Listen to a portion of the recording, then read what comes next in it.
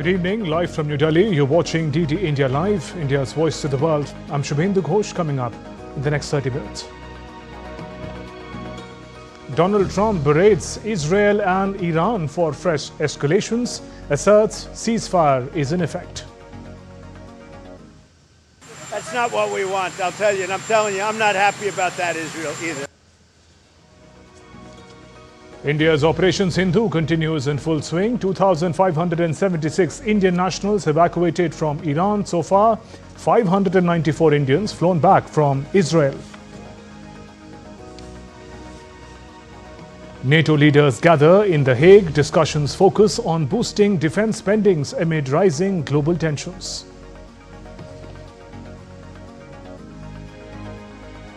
India and England Test poised for a thrilling finish. All eyes on Indian bowlers as visitors look to start the tour with a win.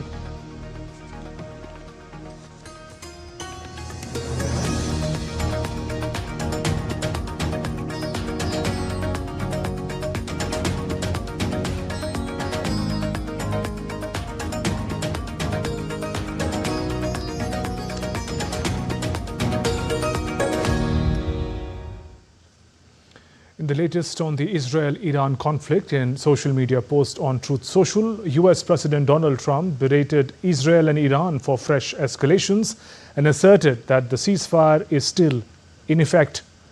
Meanwhile, Trump, prior to his departure for the NATO summit, said he was not happy with either of the countries for violating the ceasefire, but he didn't like that Israel unloaded right after agreeing to the deal. Trump further added that Iran's nuclear capabilities are gone. He warned Israel not to drop any more bombs on Iran or it would be a major violation.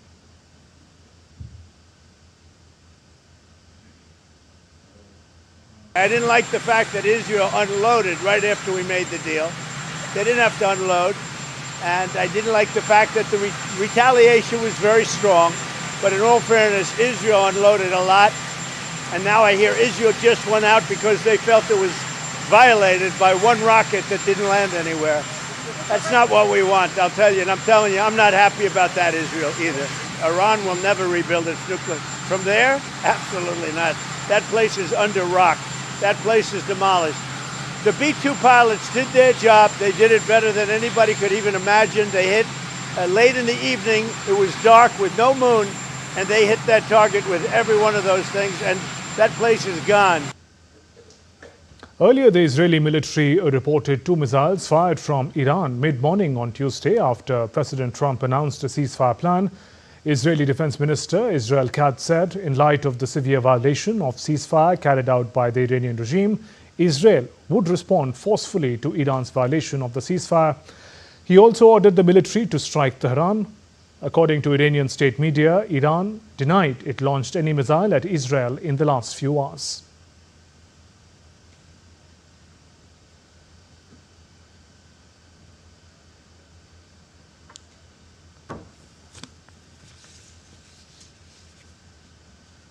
Rapidly evolving situation as far as West Asia is concerned. In the latest outburst, President Donald Trump appears to berate both Israel and Iran as far as the latest escalation is concerned. And India's Operation Sindhu, meanwhile, continues in full swing. India's Minister for State for External Affairs, Pavitra Margareta, received 281 Indian, 3 Sri Lankan and 2 Nepalese nationals evacuated from Iran. They arrived in New Delhi on a special flight from Mashhad at 1500 hours IST on Tuesday. 2,576 Indian nationals have now been brought home from Iran as part of Operation Sindhu. Lead India correspondent Jessica Taneja spoke with the evacuees who were rescued from Israel under Operation Sindhu. Let's hear it. मैं thanks करूंगा सरकार का, इसलिए कि वहाँ पर जो safety सरकार ने दी है, यानी सारे सिटीज़ से एक जगह जमा किया. जो मशहद सिटी थी, सारे से कुम से, अराक से, इस्फहान से, गुरगान से, हर जगह से मशहद बुलवाए और सेफ्टी वहाँ से लेकर आए. और मशहद में जितने भी दिन रहे, 2 दिन 3 दिन, सारे होटल्स का खर्चा, खाने वगैरह का सब यानी इन टोटल पूरा भारत की सरकार ने किया है और हम इस बारे में इसको थैंक्स कहते हैं. The third flight from Sharm el-Sheikh landed on Tuesday, carrying 268 Indians from Israel. C-70 Globemaster of Indian Air Force landed at the station in Palam in Delhi at 11:40 IST. The flight was received by Union Minister L. Murugan. A total of 594 Indians have returned so far from Israel as part of Operation Sindhu. Earlier, an Indian Air Force C-17 flight evacuated 165 Indian nationals from Israel. They were received by MOS Dr. L. Murugan upon arrival in Delhi on Tuesday morning. The aircraft landed at about 8:45 hours from Jordan.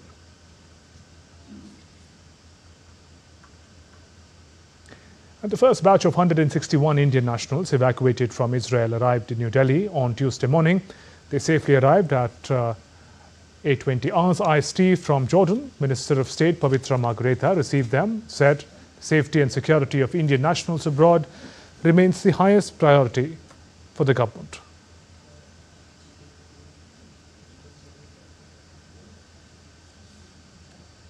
And we return to our top story on the evolving situation in West Asia and President Donald Trump's latest outburst. Jessica Taneja, DD India correspondent, joins us now live. Jessica, what does Trump's outburst against Israel and Iran reveal about sort of fragile ceasefire in West Asia? Well, he'd initially, if you'd recall, announced late last night, yesterday, saying that there will be a 12-day cessation of hostilities or any kind of attacks, be it missile attacks or any other warfare that was initiated in the last few days that was witnessed in the skies of Tehran as well as Tel Aviv.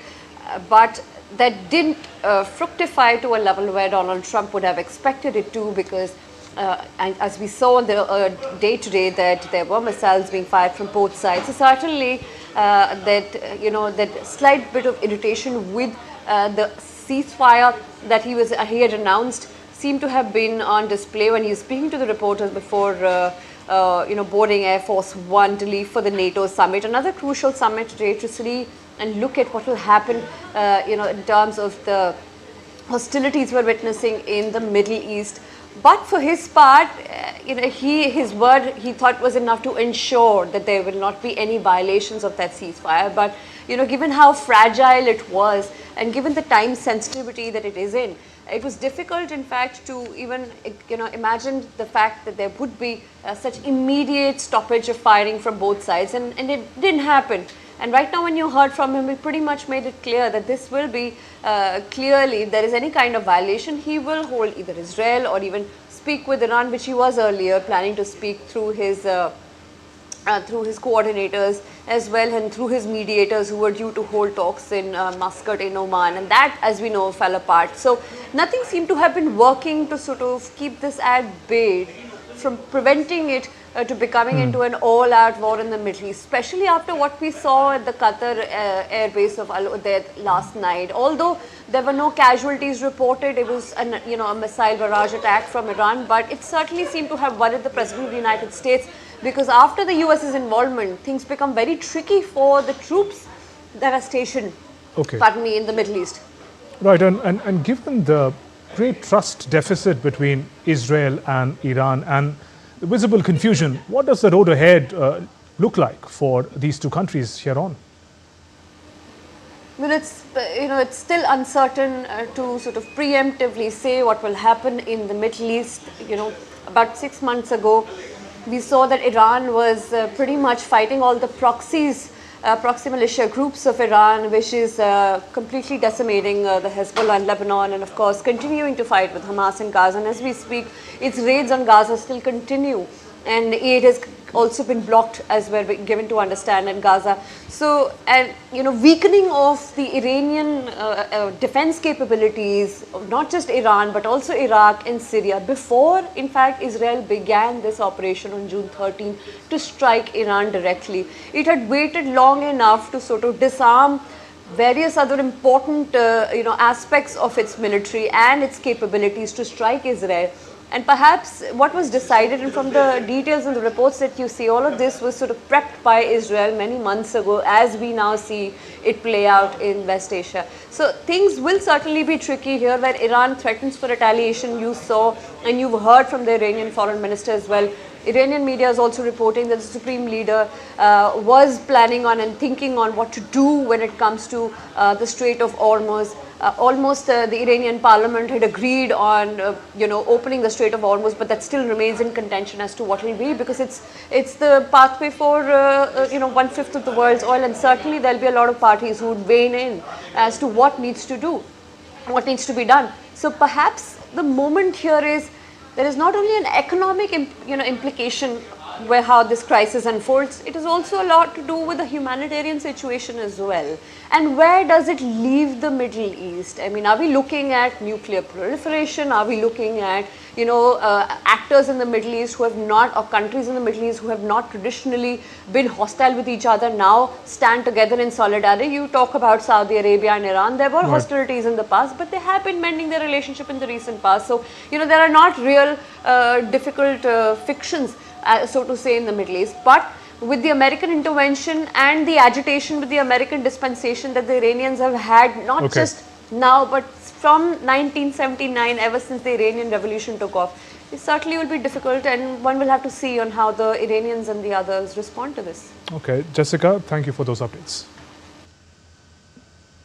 NATO leaders gathered in The Hague for a summit focusing on boosting defense spending amid rising global tensions. At the summit, NATO leaders are expected to endorse a new defense spending target as demanded by American President Donald Trump, who is also due to join the leaders for the summit in the Dutch city. NATO members are also expected to agree on spending 5% of their gross domestic product, GDP, on core defense and broader defense and security related investments. Discussions will also focus on Russia-Ukraine conflict.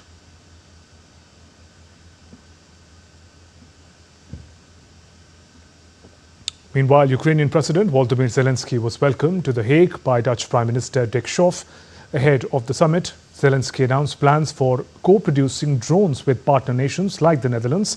The Dutch Prime Minister unveiled a new military package that contains 100 drone radar systems, unmanned vehicles, and about 80 million euros for drone development. I can announce that we have a new package, a package that contains 100 drone radar systems, which are very important. Unmanned vehicles that can be used at the front line to bring back wounded soldiers. And also we have the drone initiative that we put about 80 million into developing drones in the Drone Alliance. But also we agreed, or going to agree, that we're going to produce drones in the Netherlands for Ukraine on your specifications. Moving on to Russia-Ukraine conflict, a Ukrainian drone struck a multi-story apartment building outside Moscow early on Tuesday, triggering a fire and injuring 2 people. Moscow's governor confirmed Russian air defenses had intercepted 2 Ukrainian drones heading for the city overnight. He added that the fire began on the 17th floor of the building in the town of Krasnogorsk, and also said the injured were taken to hospital for treatment. Waves of Russian drones and missiles, meanwhile, in and around Kiev overnight killed 10 people. Residential areas and the entrance to a metro station bomb shelter said to be damaged less than a kilometer from the American embassy. Ukraine's Air Force said it had downed 339 of 352 drones and 15 of 16 missiles launched by Russia in the attack on 4 Ukrainian regions. In another strike in northeast of Ukraine, 3 people were killed, 3 injured by an overnight Russian strike on a village in the Sumy area on Tuesday. Germany's new government is set to approve its budget with plans to invest record sums in defense and infrastructure, according to media reports. That marks a great shift in German fiscal policy. DW correspondent Shiponda Chimbelu joins us from Berlin. Shiponda, what can you tell us about these plans?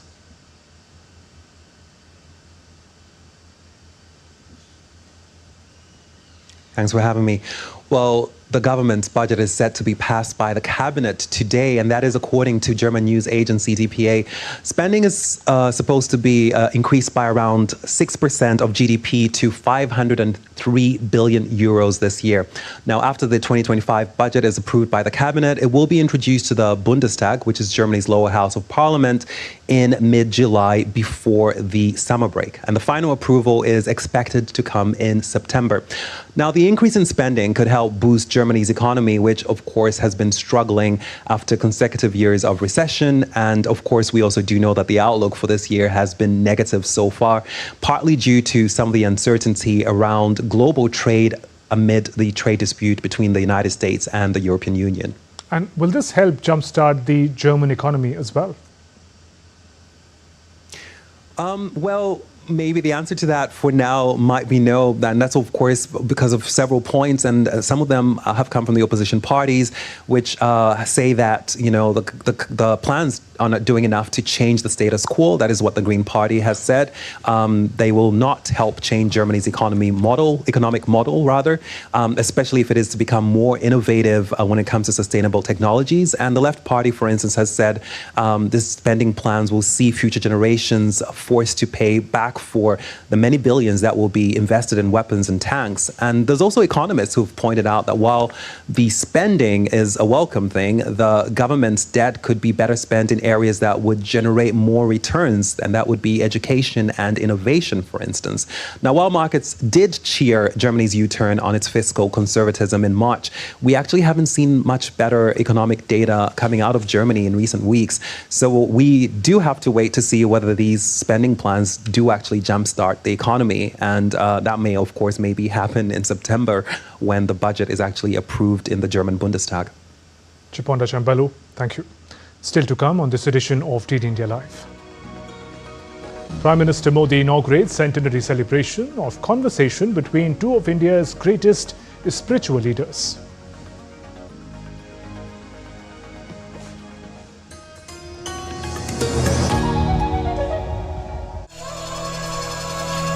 Open your mind to a whole new world. Explore mystic wonders of nature in the forests.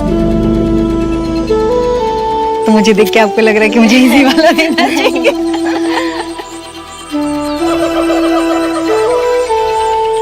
Uncover secrets hidden deep inside the earth. And I'd always heard of this ancient Shiv Mandir which is inside a cave.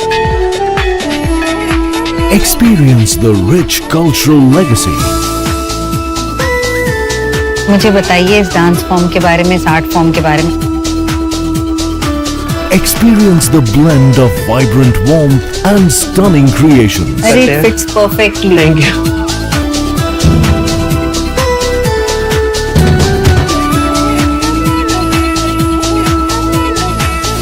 Jharkhand. Let it become a part of you. Postcards from Jharkhand on National Geographic.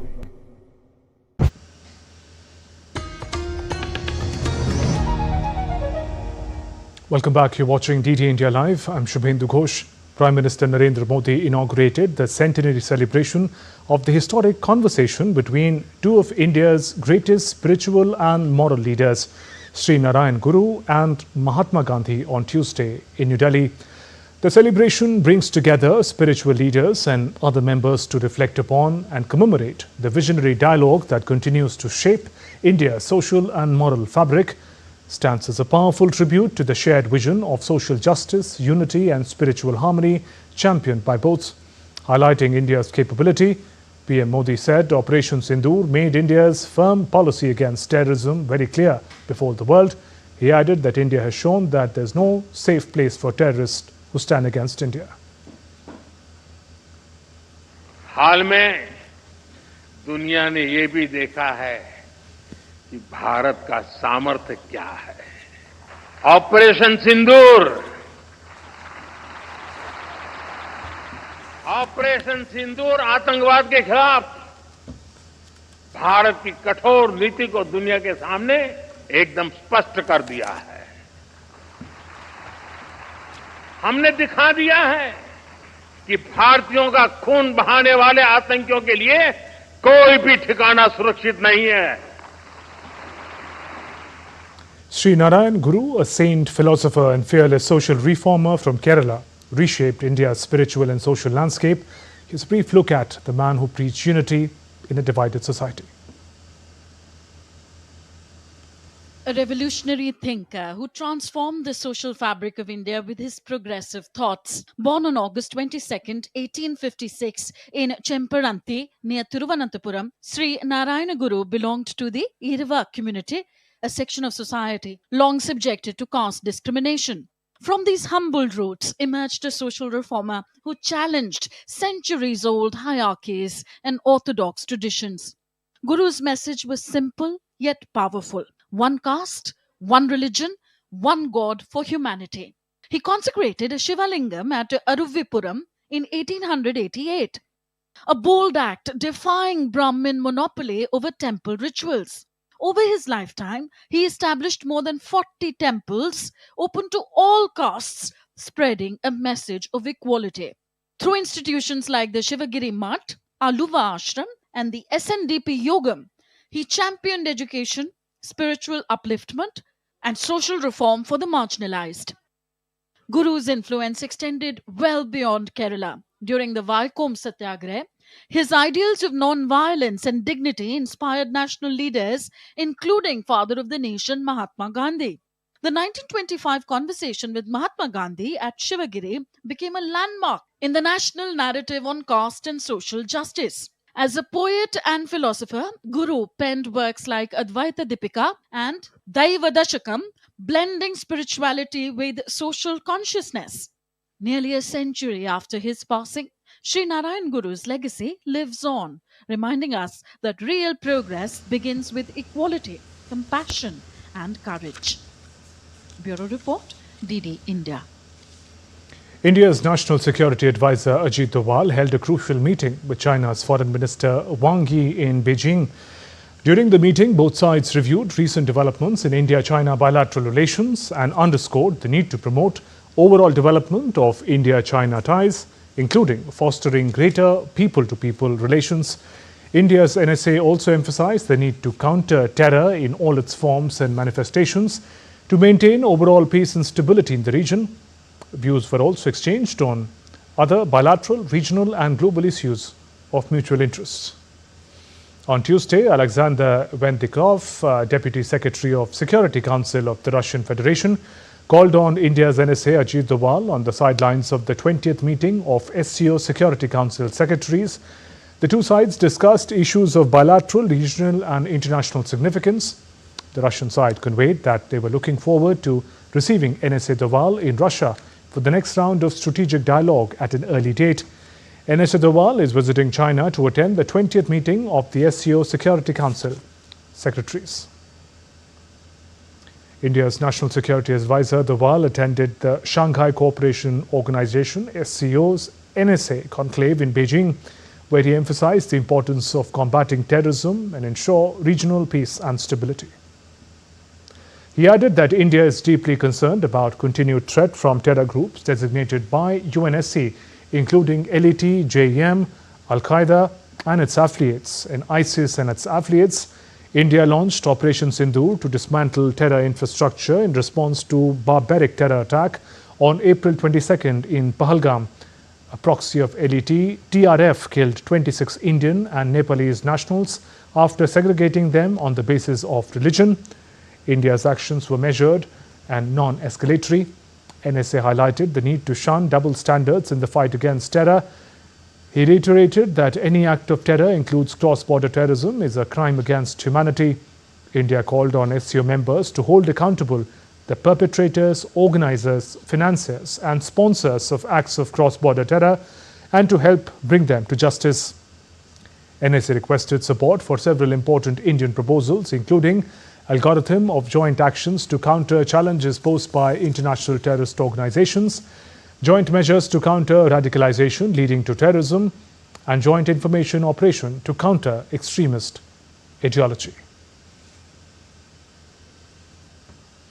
In a bid to boost domestic manufacturing of electric vehicles, the Indian government on Tuesday announced the portal launch of the application process under scheme to promote manufacturing of electric passenger cars in India. The application portal would be open for applications from June 24th till October 21st. The scheme has been formulated under leadership of Prime Minister Modi, keeping in mind the goals of Net Zero 2070, Make in India and Atmanirbhar Bharat. Under this initiative, global EV manufacturers will be able to invest in India. In sports now, the fifth and final day of the first test match between India and England is underway at Headingley in Leeds. England openers Zach Crawley and Ben Duckett made a solid start against India, chasing a target of 371 on the final day. England managed to survive the initial threat of Indian pace spearhead Bumrah and cross the 100-run mark comfortably. India will be hoping that pacers Mohammad Siraj, Prasidh Krishna and Shardul Thakur step up in the second session to swing the game back in their favour. That's all for this edition of DD India Live. Let us know your thoughts on the news of the day. For those on the go, you can get all the latest news and updates from India and across the world on DD India mobile app. The app is available on Android and iOS. Scan the QR code on the screen and download now. We'll be back with more news as it breaks here on DD India. I'm Shubhendu Ghosh from all of us here in Delhi. Thanks for watching DD India Live. Namaskar.